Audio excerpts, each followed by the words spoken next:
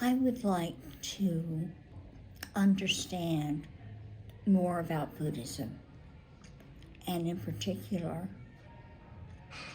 how in Buddhism the spirit observes truth. Buddhism, according to the teachings of Buddha, is purely about spirituality. So was Hinduism according to Krishna, so was Christianity according to Christ. Spirituality and wisdom is the same for every religion across. Religions may be different, religions may be divisive, religions may be competitive, but spirituality is common in all of them. It's the same teachings in Buddhism, appears in the same teachings in Hinduism. Hindus will say, no, Buddhism, Hindus came first, then Buddhists came later, so Buddhism is an extension of Hinduism. Yeah, historically, logically, yeah, that's true. But the spirituality, they are not contradicting that spirituality is different there and different here.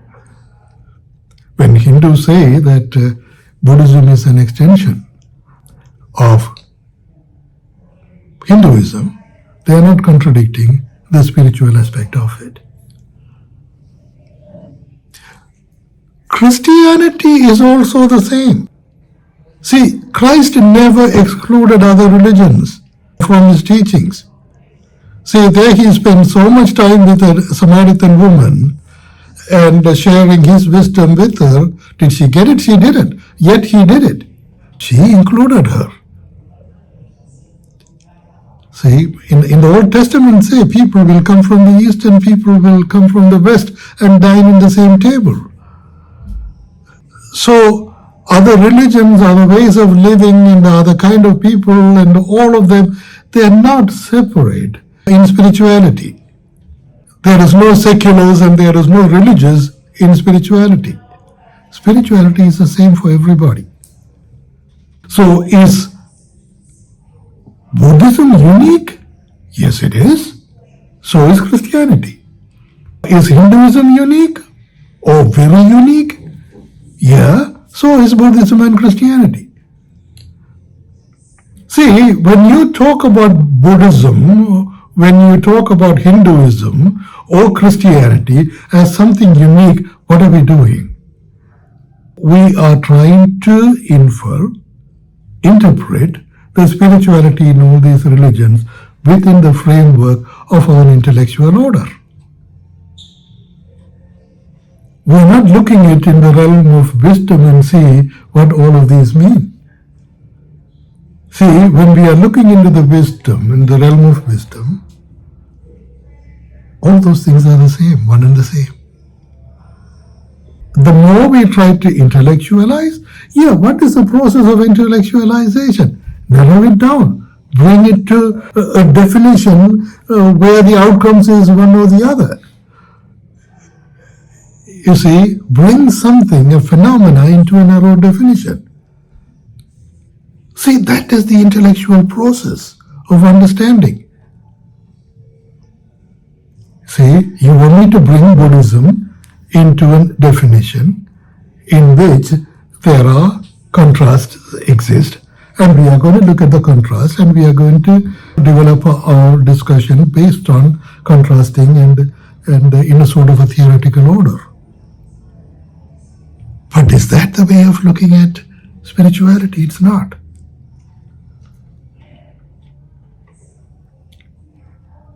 Yeah, because then you're making it very finite. Whatever you know, the individual, is as far as it can go. You can't go outside that realm. Thinking that way. Yeah. See, we are a very mindful society. Our education it's mindful. Our society, our government, anything we look at, even our work, our career, what we do and all of that, it is very mindful. It's a matter of a logical order. Okay, you follow this order, it is going to take you to a destination because it has been proven before. So and so has done it, so and so has done it. Adopt them as your role model, follow them. Then you're going to get to where you want to go. Is there an element of truth in it? Absolutely yes.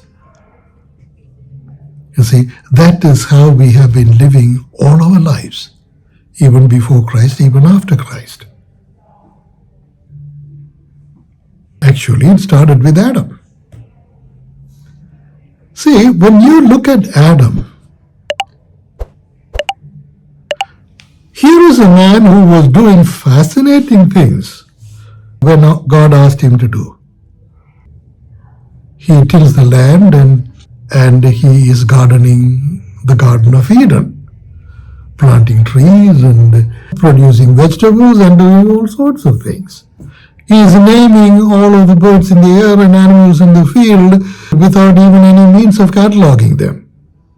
He is doing all these amazing things. He did not have a heuristic knowledge. He had nothing written down. He had no one to tell him what to do, no one to tell him how to do it. There is no order in his life. There is no framework for him to work with. Nothing. Only thing he had going for himself is the power of observation. He observes and he translates the observation in his mindfulness and he does what he does, what he did. Isn't it? Then comes the fall of Adam. In the fall of Adam, what happens? He is making a choice of a knowledge of good and evil, which God is saying is going to bring you to death. See, death means an end of something. If there is to be an end of something, that has to have the beginning. So anything that has a beginning has to have an end.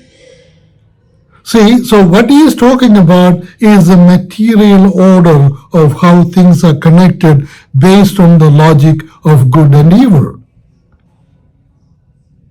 Meaning a duality-based, a polarity-based logical order that has a beginning that would invariably will have an end. So what was God talking about?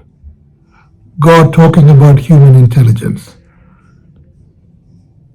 See, when Adam chose human intelligence, what did he lose?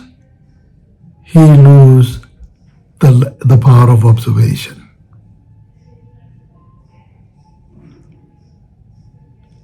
When Jesus came and died, what did he die for? To give us that power of observation back to us.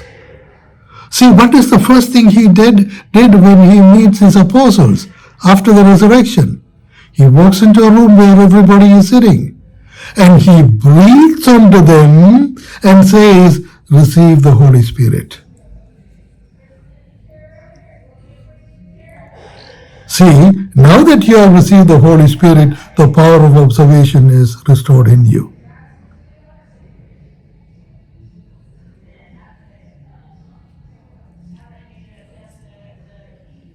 You see, before that, throughout his ministry, what was he doing? He is giving us hint after hint after hint after hint about how to be spiritual, how to have the mind of a child, how to come closer to the God by way of the mind of the child. See, he's talking about the bell springs that's going to spring forth and raise to heavens. In the Gospel of St. Thomas, the scribe, The way the scribe has written down what Jesus was saying, what did he say? Do you want to know what life is? Go and ask a 7-month-old child.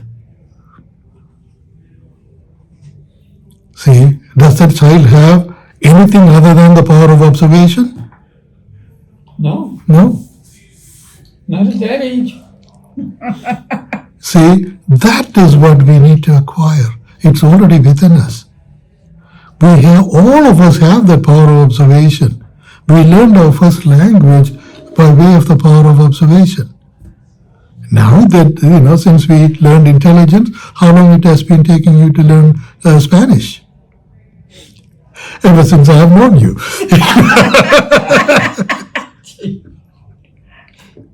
See? So, that is the logical order of learning things. That's the weakness of human intelligence. So everything is in the power of observation.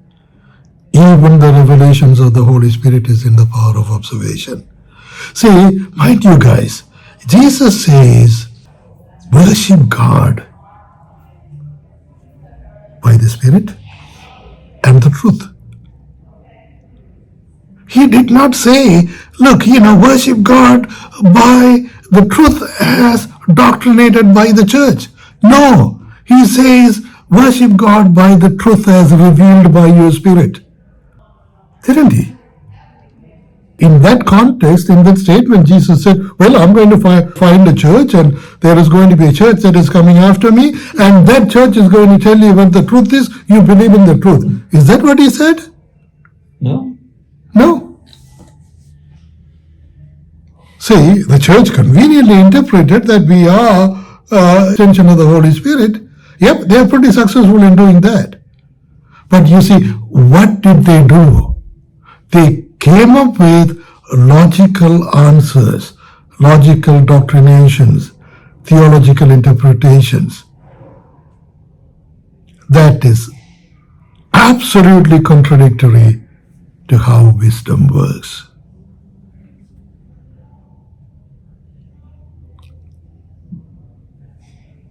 Totally conflicting with how wisdom works.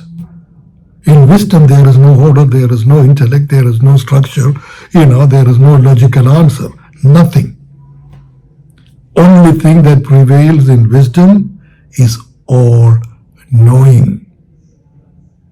You know what you need to know. And you know it fully.